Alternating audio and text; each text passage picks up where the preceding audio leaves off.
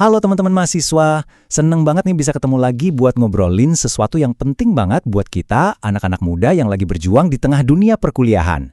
Hari ini, kita mau bedah tuntas soal dua pilar yang bisa bikin iman kita nggak cuma bertahan, tapi juga bertumbuh pesat, bersekutu dan bersaksi. Coba, kita jujur-jujuran sebentar ya. Pernah nggak sih ngerasa kayak gitu?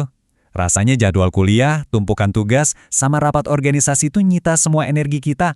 Terus pas ada waktu buat diam sejenak, kita malah ngerasa, kok hampa ya? Kok rasanya jauh ya sama Tuhan? Kalau kamu pernah ada di posisi itu, tenang, kamu nggak sendirian kok. Ternyata, teman-teman, ada satu kata kunci yang bisa jadi jawaban. Apa itu? Keseimbangan. Coba deh kita bayangin seekor burung. Dia nggak mungkin bisa terbang tinggi kalau cuma ngandelin satu sayap. Yang ada dia bakal berputar-putar di tempat lalu jatuh. Nah, iman kita tuh persis kayak gitu. Kita butuh dua sayap yang sama-sama kuat, yang seimbang, supaya kita bisa benar-benar terbang. Oke, sekarang pertanyaannya, apa sih dua sayap iman yang kita butuhin ini? Dua sayap itu adalah bersekutu dan bersaksi. Gampangnya gini, satu sayap untuk menguatkan kita ke dalam, dan satu sayap lagi untuk menjangkau keluar. Mari kita bahas satu persatu. Yuk, kita mulai dari sayap yang pertama. Ini adalah fondasi kita, sumber kekuatan kita dari dalam.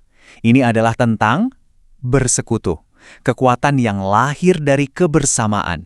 Nah, ini penting banget buat kita pahami, bersekutu itu jauh lebih dari sekedar kumpul-kumpul atau datang ke ibadah rutin. Bukan. Persekutuan itu bicara soal relasi rohani.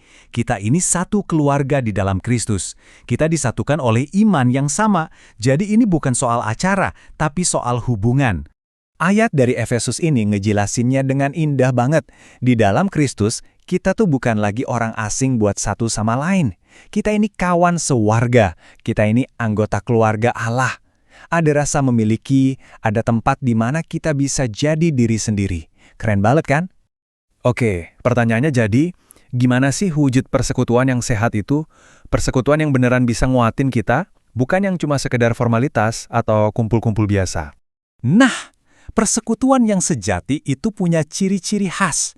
Ada kejujuran dan keterbukaan. Ada rasa saling percaya. Ada sikap saling meneguhkan, bukan menjatuhkan.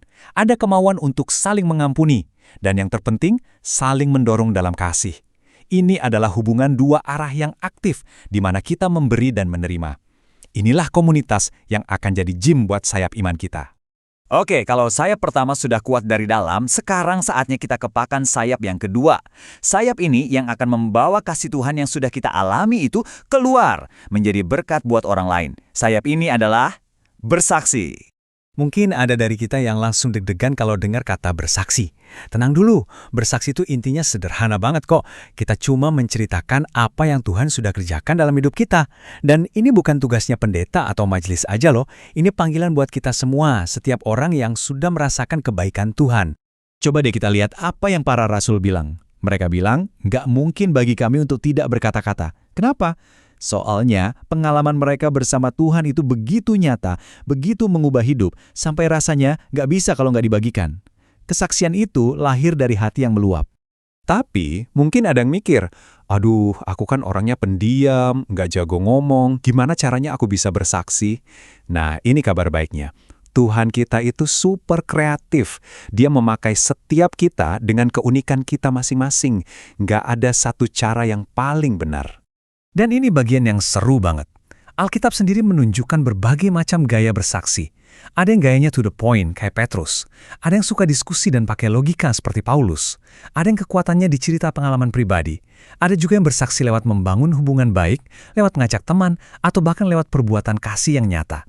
Coba deh, kamu lihat daftar ini. Kira-kira mana nih yang paling kamu banget? Pasti ada. Oke, kita udah bahas dua sayap kita. Bersekutu dan bersaksi. Nah, sekarang, so what? Gimana caranya kita bisa mulai terbang? Gimana caranya kita bisa mengaplikasikan ini di tengah kesibukan kita sebagai mahasiswa? Ini dia rencana terbangnya. Disinilah semuanya jadi satu. Coba kita lihat perbandingan ini. Bersekutu itu, ibaratnya kita lagi charging atau isi bensin, kita dikuatkan dari dalam, kita menerima dukungan. Sedangkan bersaksi, itu saatnya kita jalanin mesinnya. Kita menyatakan kasih itu keluar. Kita memberi dampak. Kita butuh keduanya. Satu tanpa yang lain, kita nggak akan kemana-mana. Ini dia pertanyaan jutaan dolarnya. Gimana caranya ngelakuin ini semua di tengah-tengah deadline tugas yang mencekik dan jadwal kuliah yang padat? Apa ini mungkin? Jawabannya tentu saja mungkin. Nggak perlu ribet kok, cukup ingat 3 langkah sederhana ini. Pertama, doakan teman-temanmu, sebut nama mereka dalam doamu. Kedua, perhatikan mereka, tunjukkan kepedulian lewat hal-hal kecil yang nyata. Dan ketiga, saat Tuhan kasih kesempatan, bagikan ceritamu. Ceritakan kebaikan Tuhan di hidupmu. Doakan, perhatikan, bagikan. Simpel kan? Nah, sebagai penutup, saya mau kasih satu pertanyaan buat kita renungkan sama-sama. Setelah kita ngobrolin semua ini, coba deh pikirin, minggu ini sayap mana yang rasanya perlu kamu latih lebih lagi? Mungkin sayap bersekutu dengan lebih aktif di komunitasmu, atau sayap bersaksi dengan mulai mendoakan satu temanmu. Apapun itu, yuk kita mulai kepakan kedua sayap iman kita, supaya kita bisa terbang semakin tinggi. Tuhan memberkati kita semua.